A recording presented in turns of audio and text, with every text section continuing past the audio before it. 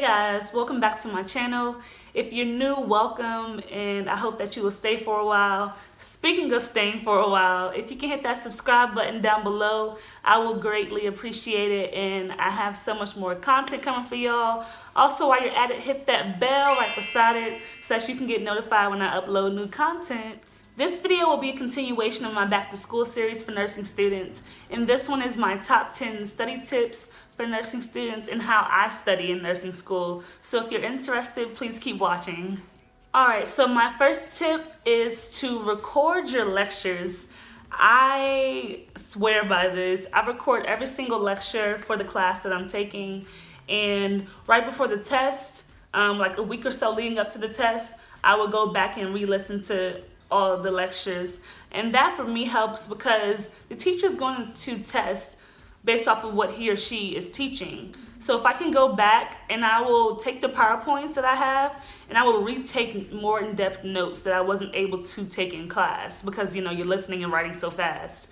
So I will go back and listen to the lectures. I can, you can start and pause them as much as you need. So I think that really helps, and that is one of my go-to study tips. My second tip is to do NCLEX style practice questions. The NCLEX style question is going to be on every single one of your nursing exams. So if you go online, let's say if you're having a respiratory test, respiratory system, go online, Google nursing respiratory NCLEX questions, and you will see a lot of them pop up. Go on there and do some of those practice questions, and you'll be surprised. You may see one or two of them on your test as well. So go on there, practice those questions, and it kind of helps you think more critically, and it helps you to know what types of questions you'll be tested on. My tip number 3 is to make flashcards, either with actual note cards or on my phone. I use the Quizlet app. You can make your own flashcards, and even like my class, like my graduating class, they actually set up a Quizlet like group, and we can go in there and look at other people's flashcards as well. And you know that they're pretty decent because they're going off of the material that you're actually learning in that moment. So that works well for me, and then you can take that on the go with you. Let's say if you're at the DMV waiting to get your tags or something, you can study while you're there. If you're in a long line somewhere else, you can study there. Any downtime that you have, you can use that to look at those flashcards and just study while you're not doing anything else. Tip number 4 is to study what your teacher has assigned and what your teacher teaches. So if your instructor has, taught from the PowerPoint, go off of that and then go off of the assigned readings. Don't be so quick to rely on Google and stuff like that, because your teacher's going to test you based off of what he or she taught. So go off of that, because if not, you will end up messing yourself up and getting confused, because you will have, one set of information here, and then Google will be telling you something a little bit different. So rely on what your teacher said. My tip number 5, which is a very important tip and probably the most important tip, is to find your learning style. Whether that be, are you a reader-writer? Are you a kinesthetic learner? Meaning you have to actually do the stuff, you're like a hands-on person. Are you a visual learner where you can see graphics and tables and stuff like that, and that helps you learn? Or are you an auditory learner where like people saying it to you and you hearing it can help you learn? I'm an auditory learner for the most part, so that's why me listening to my lectures helps me a lot. But I'm also kind of like all of them at the same point, but my most important one for me is auditory. So me listening to those lectures really gets that information into my brain. And there are like little short tests that you can take on Google. If you just Google like, what is my learning style or learning style test, click on one of those, and they're pretty short, and it can tell you what your learning style is. That way you can tailor your studying to that. That way you're not wasting your time, because if you're a primarily kinesthetic learner, then doing reading, writing is probably just only hindering you more. So do what works for you and find that. My tip number 6 is like those few days before your test, when you're studying and cramming all this information in, and you are studying for hours upon time, make sure that you are taking short, frequent breaks, because if not, your brain will get overloaded. Like, let's say if I'm listening to those lectures, they're broken down into like 50-minute segments. So after every 50 minutes, I try to take at least a 5-minute break to just regroup, stretch, get up out that chair, do something that's going to help me refocus and stay focused, because our brains cannot focus for that long of a time at a time. So make sure that you are allowing your brain some time to recuperate. Drink some water, eat a little snack, do those things so that way you're not getting overloaded. Because if you don't take breaks, eventually you're going to end up studying and you're not going to retain that information because your brain can't function at that point. You get to a point where you're studying, but then you go back 5 minutes later and you're like, what did I actually study? So make sure you're taking those breaks. They're very important. My tip number 7 is to form a small study group if you think it'll work for you. I know study groups do not work for everybody, but I would say everyone should at least give it a small try.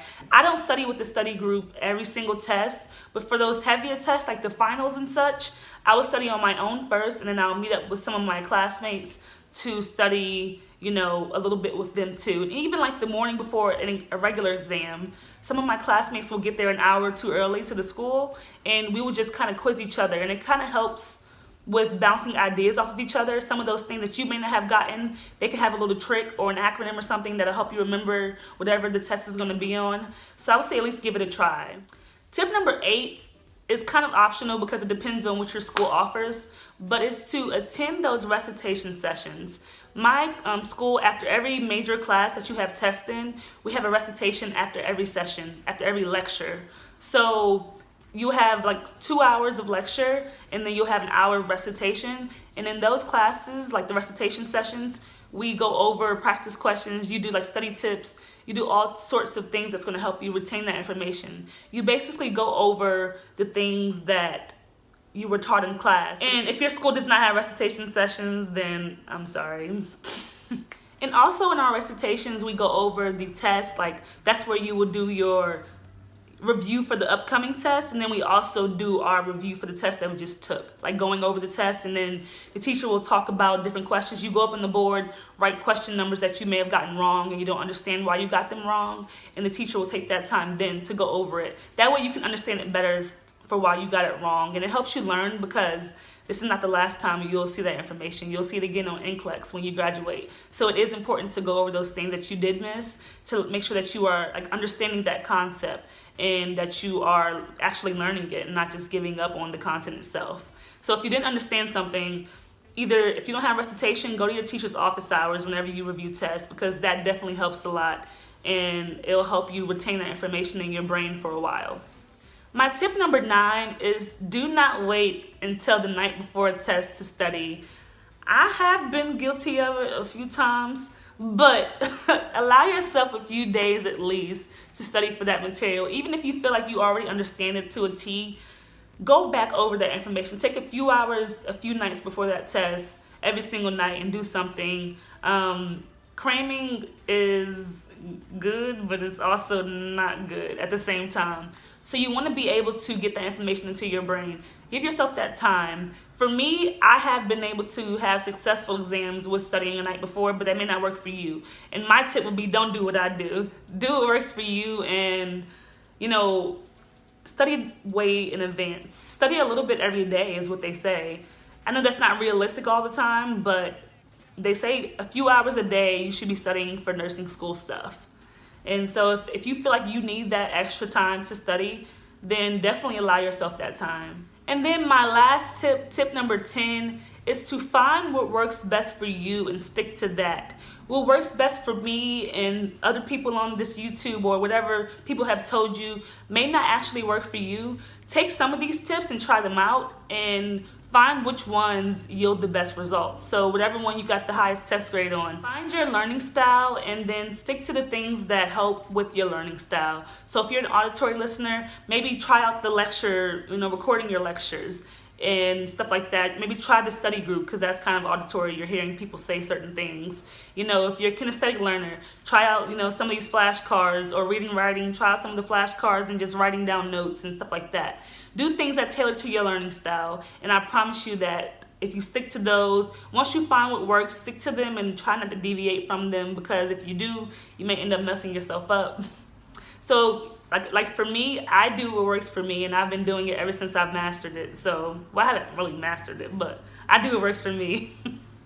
If you all have any more study tips that you can give to any other nursing students out there, please leave them down in the comment box for anyone who's watching, so that way if other people watch and need more study tips, they can refer to your comment down below, and I will even highlight them and pin them at the top if you have some really good ones.